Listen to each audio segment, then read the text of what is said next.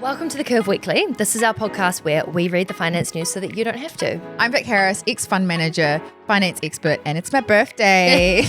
I love it. And I'm Sophie Hallwright. I am a beginner investor, but learning lots alongside you. In today's episode, we talk about the much anticipated Nvidia result, and I've got a little prediction for the stock market. Warren Buffett is 95. He's one of the most famous investors of all time, and he always invests in a particular way, but he has now invested away from his usual strategy. So we talk about what he's invested in and why now. We've got a world first. For anyone who is interested in fashion, there is a new asset class that you can invest in. The UK has banned reselling tickets. We talk about what this means for the music industry, but most importantly, two businesses that are massively suffering because of it. And we finish off with the cost of dating your boss. Which is more expensive than you might think. Yes. But before we dive in, Vic and I have done a really naughty thing. We've done a clothing haul, and we need to probably just admit that to the audience before we move on to more highbrow conversation. We did a really naughty thing yesterday, didn't we, Vic? Some friends of ours have a beautiful fashion label. And their office is literally opposite ours. Like a metre away. It's dangerously close. And we're always like, morning. And then yesterday they were like, hey girls, do you want to come in and do some shopping? And we're on our way to a meeting and I was like, Soph. We like ducked in. And honestly, it was like the highlight of my week. I was like, you know, a sample sale, it brings out the worst in all of us, doesn't it? We were stripping off. There was like G-string, just like Soph's butt was in my face. Like it was like. They were working and I was standing there in my bra and underwear like a G-string, just like going for it. And it was just one of those times, but like there was so much cool stuff. And it's like when it's discounted, you kind of. It's crack. You're like must get all of it. I went to leave about 3 times and kind of was like, just one more check. Just make sure there's nothing that I've missed. But got some really cool stuff. I'm having buyer's remorse badly because I think I just always buy the same stuff. I always get pants and like. Yeah, but you wear pants, you know, like they've got gorgeous dresses, but like you wear them once or twice. Well, so when you left me to my own devices and unfortunately I found a dress. Oh, nice. Put it on, but I have not even got a wedding to go to. I'm like, where do you think you're going to be wearing that? On the podcast? You know, like it's so dumb. Spend your money on things that you're actually going to wear a lot. But Vic came in and she's like, oh, I'm surprised you're not in your outfits today. Mm. It's because I bought all summer clothes and we're in the middle of winter. Frozen. It's so my cold. toes are still numb. I'm wearing ski gloves at this point. Do you know what I wore to bed? What? I wore like woolen socks and a beanie with full pajamas. And we had our heaters on. The beanie into bed? Yeah. I went under the cover like I did the like childish, like can't have any part of my and skin you know out. When you don't want to move because you know that the like little bit over there is so cold. You have someone in your bed who's technically, that's like a hot water bottle. Yeah, I was just so cold. Now we've got some very exciting news items actually to talk about today. We've got a lot. There's a lot. Can't get distracted. I won't. I will listen so intently. I've had a tea, which isn't really a whole lot of caffeine, but what's happening? So Nvidia had their financial result. For those who don't know, like, Nvidia is the AI darling. Like it is the poster child. Like if it sneezes, you know, AI falls off a cliff kind of thing. Or no, AI gets a cold. Yeah. Kind of works if it sneezes and pushes it. Because it gets such a fright they fall off. Anyway, it had a result and initially the day after, so it has the result and then the market opens and then the shares trade and people are like, woohoo, great result. Before we move on to what you're about to say next, the reason everyone thinks woohoo is because when companies report their results, it's kind of like their financial scorecard that they get to show investors and then investors get to decide if they invest or not based on their results. And it's like when a stock has done so well, there is a lot of anticipation and expectation in the company producing a good result to justify, I guess, the share price movement. Because remember, share prices are forward-looking. And so people want, you want to see the growth that the share price has effectively dictated.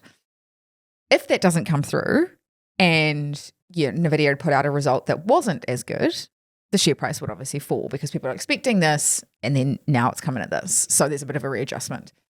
That wasn't the case I take that back. Nvidia initially hit everyone's expectations, but where we are right now in terms of this AI race, people are increasingly nervous and the share price did well initially, but now has not.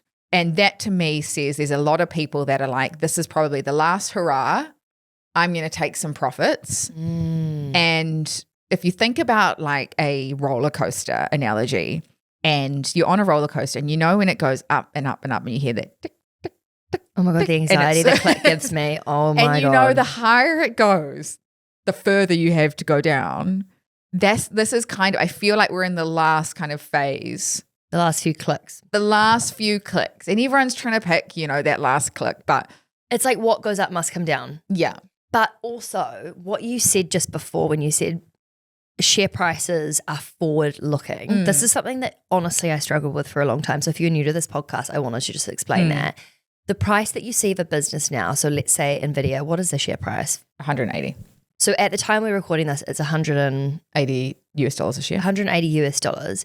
So the price today is what investors think the future of that business is going to be worth. So it's not a like for like where that share price is a reflection of the value today. It's what investors think it will be in the future. Yeah. And that the whole, I guess that's something that took a while for me to get my head around, but that's kind of why no one knows what's going to happen with investing or with share prices, because it's what people, heaps of individuals think a business is going to be worth. Then it's not actual data. If the share price was a direct reflection of the actual company at this minute, it wouldn't be a guessing game, right? Because it would be almost like, well, the data says that this is its value, so therefore these shares are worth this. Yeah, and it's like that's why we always invest in companies that we think will be bigger and better in the future, or that we want to see grow and prosper because we're thinking about the future. And it's like, but that's why when results do come out, there is usually a bit of volatility or movement because it does change either, you know, the profit growth you might think goes like up like this, but then you get the results out and you're like, oh, actually, it's a bit lower. Do you know what I mean? So you're still looking at the future, but the growth rate might not have been what you expected because of current data that you've got. And that's why when companies release their financial results, the most important, in my opinion, the most important part of that result is the outlook or the commentary around like what the company thinks the future year's profits will be. Yeah, and that's their kind of, I guess, public statement, right? Yeah. When they say this is our result and this is what we're projecting.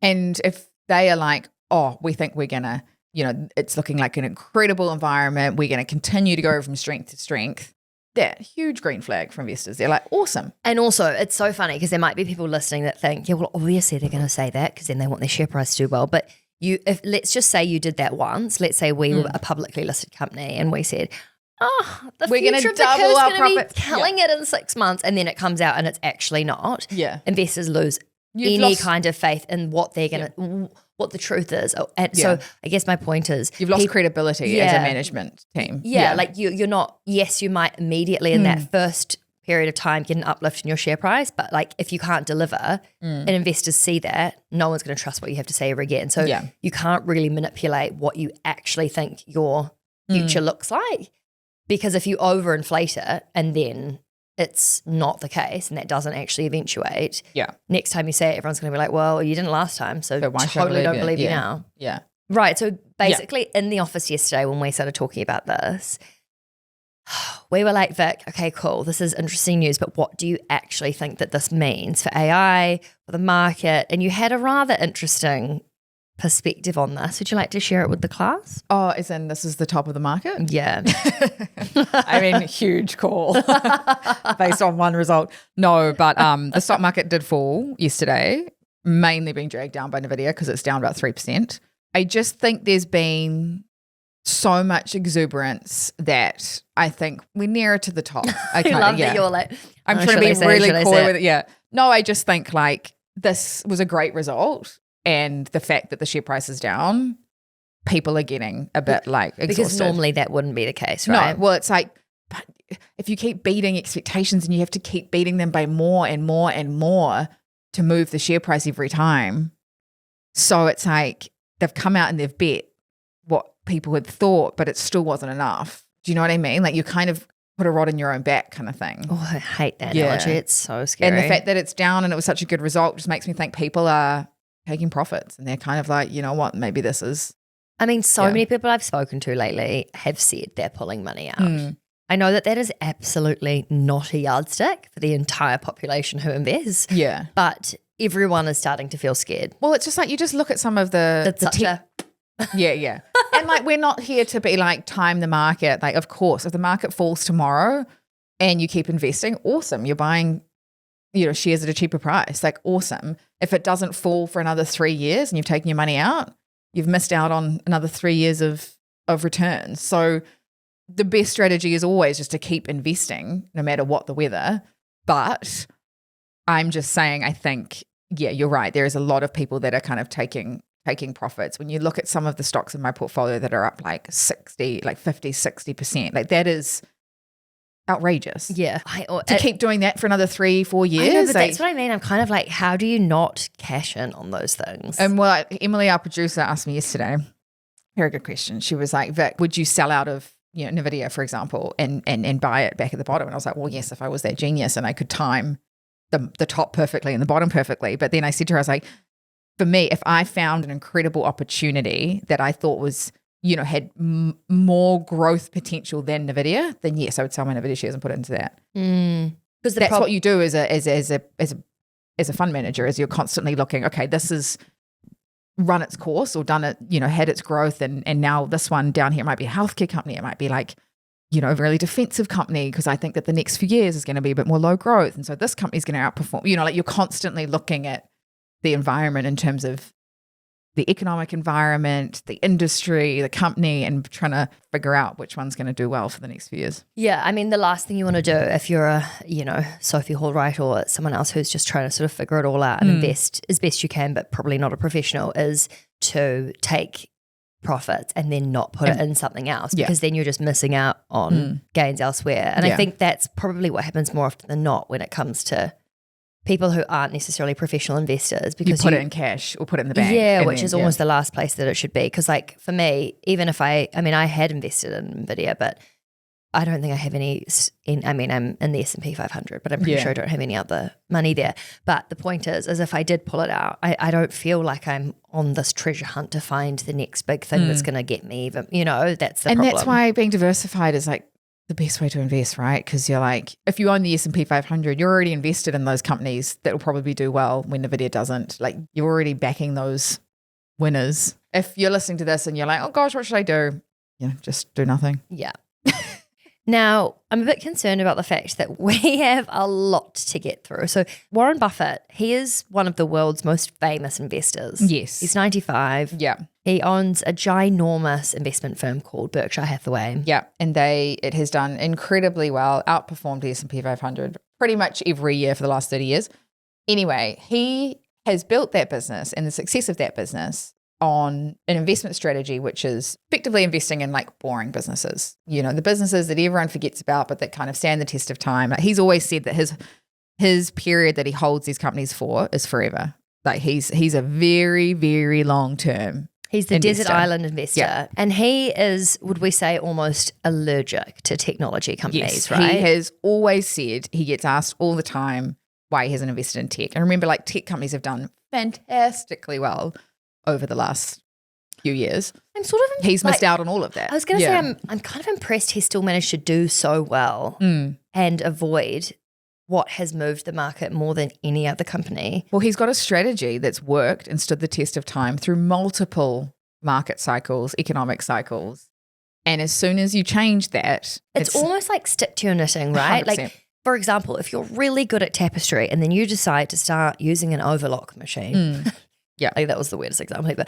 But point is, if you're good at something and you know how to do it, it can be quite dangerous to sidestep into something else, which is why this is the weirdest thing ever, which we're about to talk about. He's just bought nearly $5 billion worth of Google, which is a tech company. Yeah, the biggest tech company in the world, arguably, one of them. And, I mean, he's got $382 billion in cash. So $5 billion, a lot, but in the scheme of things, not a lot in terms of his wallet. But yes, he has bought shares in Google. Google's share price went up. And everyone's like, why now?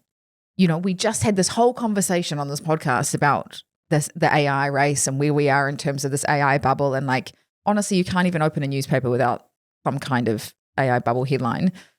And yet he has invested in the company that is probably, in my opinion, one of the ones leading the race in terms of AI. And you're right, one of the most obvious tech companies in the world. And he's been a tech avoider for so long. And he's also about to leave Berkshire Hathaway, hand over the reins to someone else. So either he's doing them a total... He's doing a massive shit before he leaves. Yeah, here. A bit of a mic drop. Or, yeah, he genuinely thinks that for the next forever period, Google is going to continue to grow and outperform. I think the weirdest part of this is if he had invested for the first time in a tech business when Nvidia was tiny, or when Google was tiny, or something else that's emerging that no one really knows about, maybe we would be seeing this as, wow, amazing, he's stepping out of his comfort zone and going and doing something. I just would love to know if has he come out with any public comments or statements about the decision? He doesn't really. But everyone's like, are you okay? Yeah, that's what I'm wondering. I'm like, do you think that people are concerned he's starting to lose it? Well, I think there's kind of two takeaways from this is like, it's a huge endorsement for AI, right? Yes, it's a huge endorsement for Google, but it is a massive endorsement for the future of AI, in my opinion, which contradicts kind of what I was saying with Nvidia being like, oh, we're at the top of, but I don't believe it's the top and then it's like all downhill from here, if that makes sense. I'm meaning like we just need to take a breather. We've had so much exuberance and we just need to take a breather. I don't think the AI is disappearing off this planet at all. It's just everyone's got a little bit too excited. Yeah. It's like, whoa, whoa, whoa, whoa, whoa, whoa. But also we did our predictions. So we're coming up to the end of 2025. And at the end of last year, we did our... Can I tell you, I love that we're starting to be around for long enough that we're starting to create traditions. I know. Like the fact that we had, I mean, at the end of this year, we're going to do the things that we learned. I love that episode. We've done it a couple of years in a row now. The fact that our predictions are becoming a thing. It's so fun. Halloween, you just wait for next year.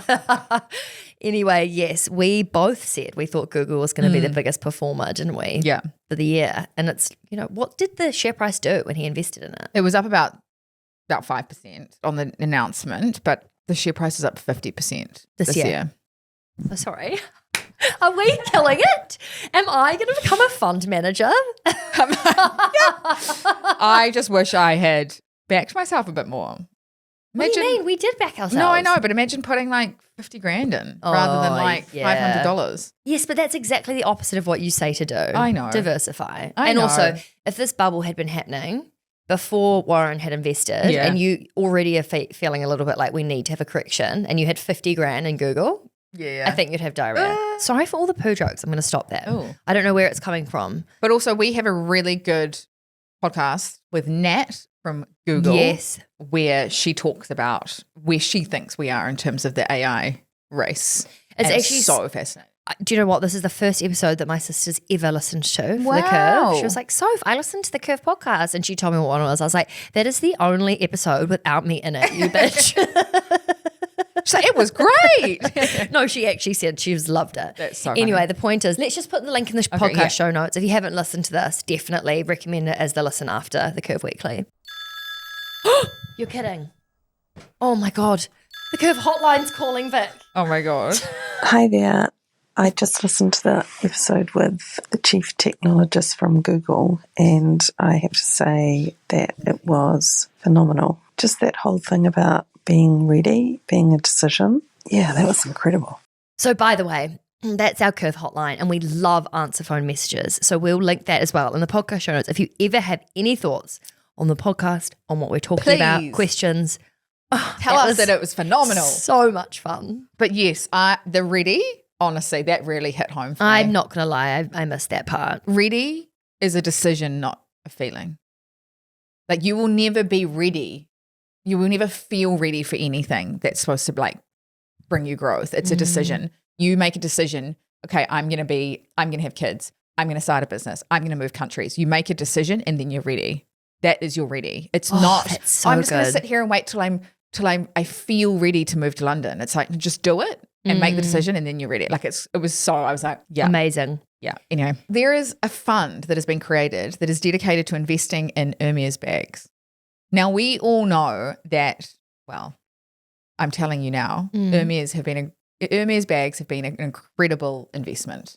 The actual bag, investing in the actual bag. Oh, actually, if you are interested in investing in design handbags, we did an amazing episode with Meg Randall, who works at Bonhams, all about designer handbags and how to understand which ones you should invest in, like why they gain value, how to make sure that you pick an authentic bag, blah, blah, blah. And I don't know, it was interesting. One of the things that she said was back in the day, you used to have these husbands coming into auction houses being like, oh, she's got a few bags, you know, whereas now everyone's caught on. And the men are like, oh, she's got some really good bags if you want to look at those. You know, and everyone knows they're valuable. It's all the classics like Kelly bag that are the ones that have actually like stood the test of time. But this is the world's first hedge fund that's dedicated to investing in Hermès bags. So a hedge fund is like a managed fund, but they can short things.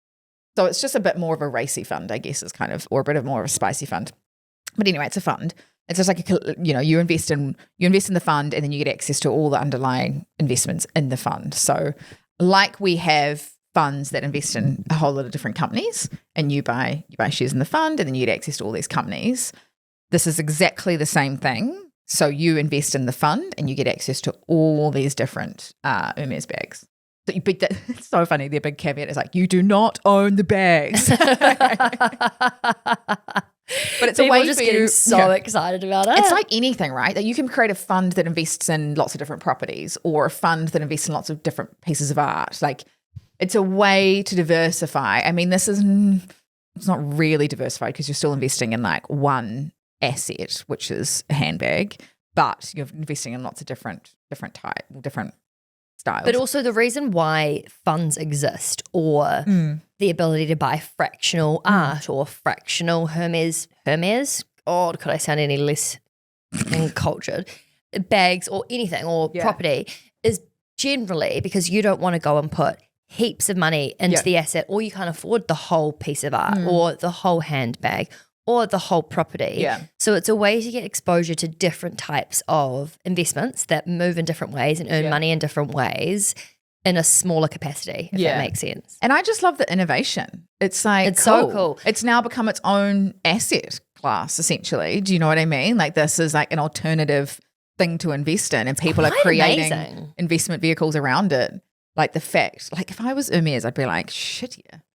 But I imagine, what would these bags be doing? Just sitting in a holding pen, not being touched, so that they can hold their value as much as possible? Yeah. I'd love to know like where they're getting the bags and how they're deciding what condition they need to be in before they'll add them to their fund, etc. Yeah, so they're backed by Christie's, one of the world's largest auction houses. So like, they would obviously hold on their behalf. It'd be like investing in gold, like you as a fund manager, you don't hold the gold in your office or whatever.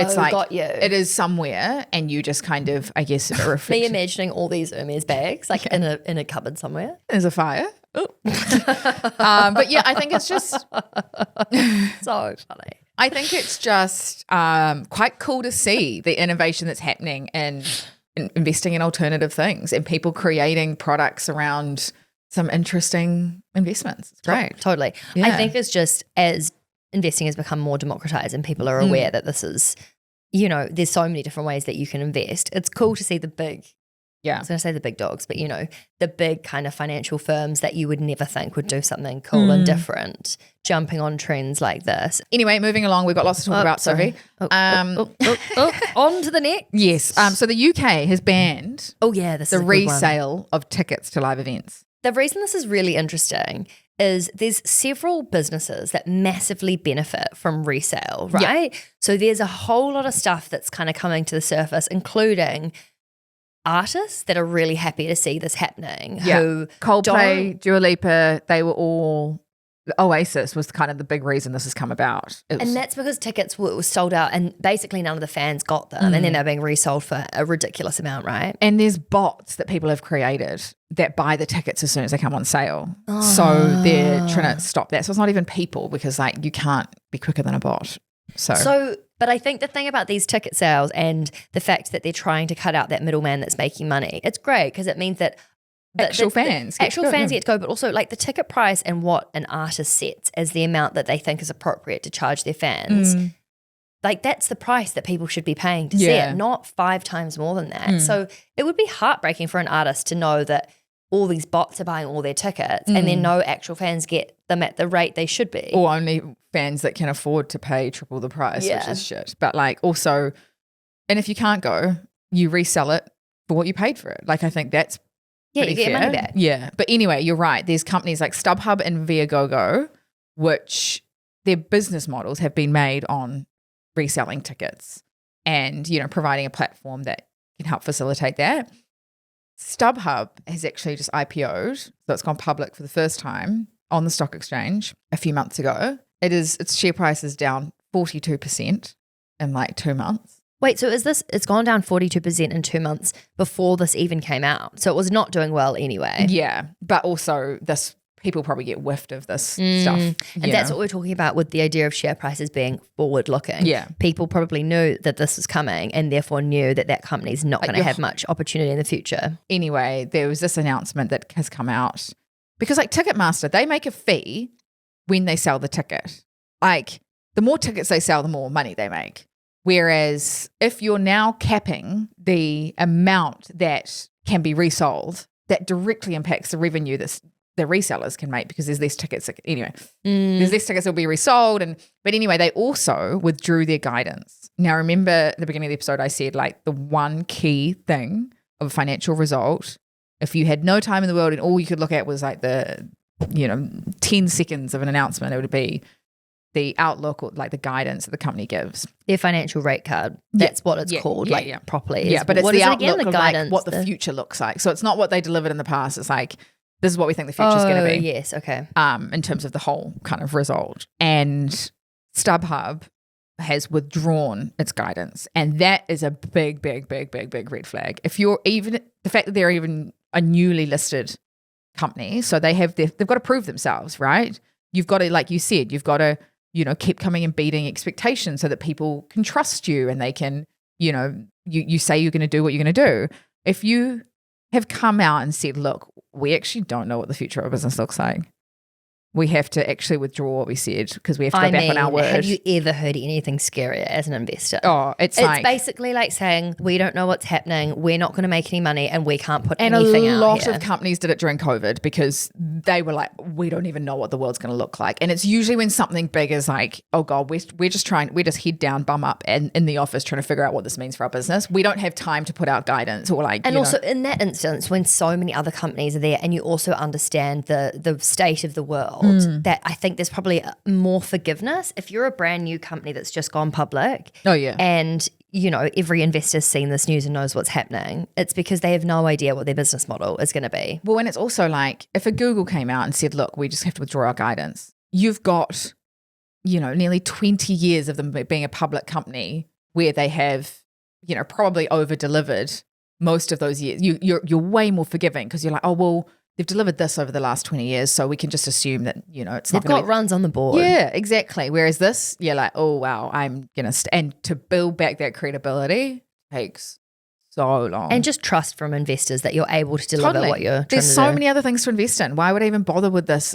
Like, the market hates uncertainty, and this is like the most uncertain as you could get. Could we quickly move on to the next story? Because I'm very excited about this one. So I saw a recent article in The Economist. I love The Economist. The title of the headline was The Cost of Dating Your Boss.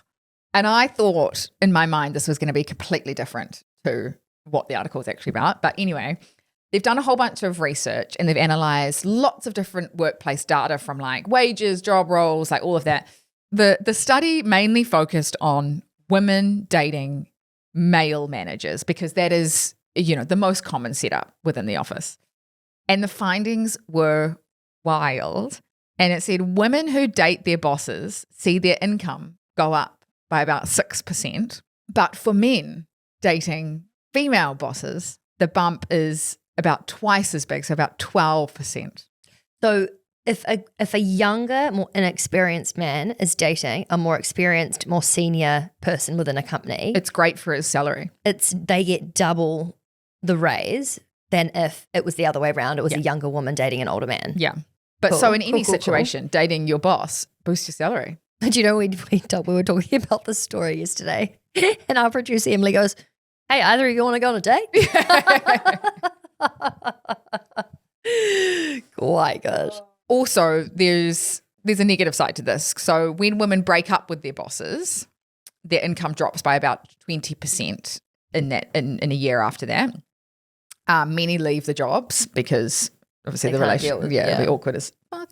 And companies that have this, intermanagerial, relationships, see employee retention fall. So employees are like, screw this, I'm out. Is that if they're in the relationship or other people see just it? in it. They just don't like it must be weird culturally. Yeah. You seeing this person get favoritism.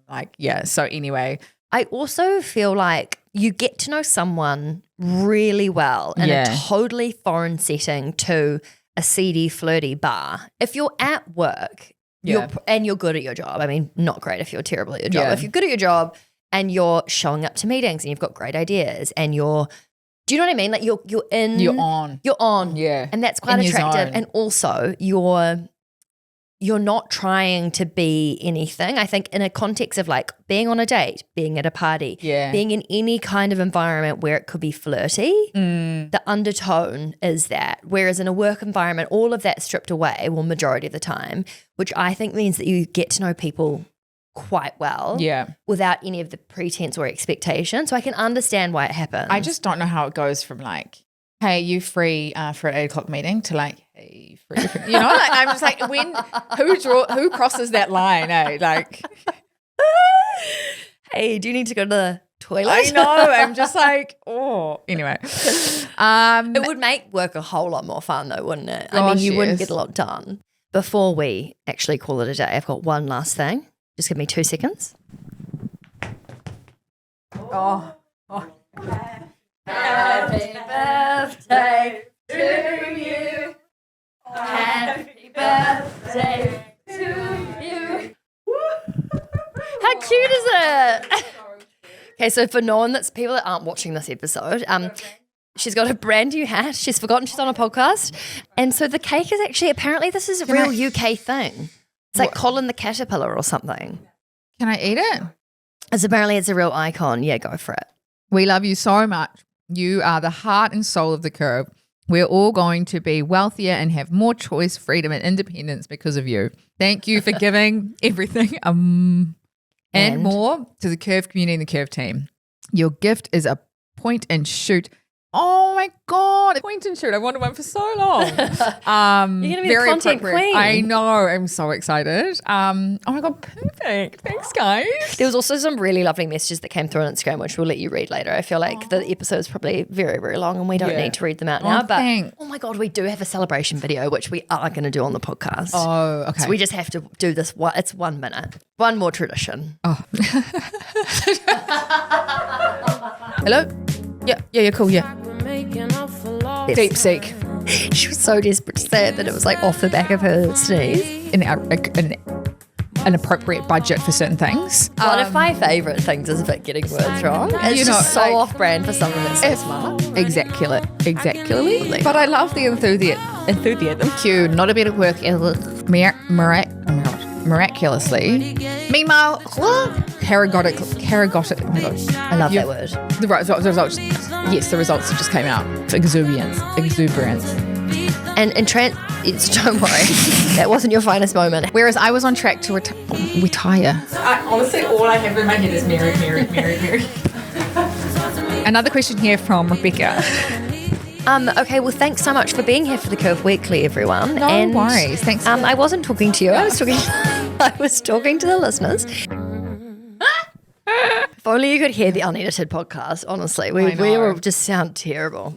Love a little BTS. Oh, so it makes funny. you realise, A, how many podcasts we've done, but B, like, so many lols. Yeah, it's so many lols. It's hard to speak all the time properly, you know? Yeah. Gotcha. Yeah, and thank goodness for editing. But guys. happy birthday, Vic. We love you lots. I'm really excited to have some caterpillar for breakfast. Have a great week, everyone. And one quick note, our episode on Thursday with Devika Wood. What a beautiful name. Oh, and she's just the most beautiful, intelligent, charismatic, like inspiring woman that I have had the pleasure of interviewing in a very long time. I reckon it might be one of the best episodes we've ever done. It was a combination of inspiring career and personal growth-wise. Like it was a really wide range of conversation, but she was so vulnerable and so honest. And honestly, you will all learn so much from this. So that comes out this Thursday.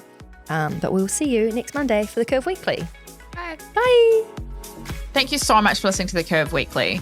Make sure you hit the subscribe button to stay up to date with all the money, biz, and stock market news. And if you like what you heard, we would love a review. Thank you. Yes, we would love a review. But if you Only did a good hate one. it, please, don't leave one if you hate it.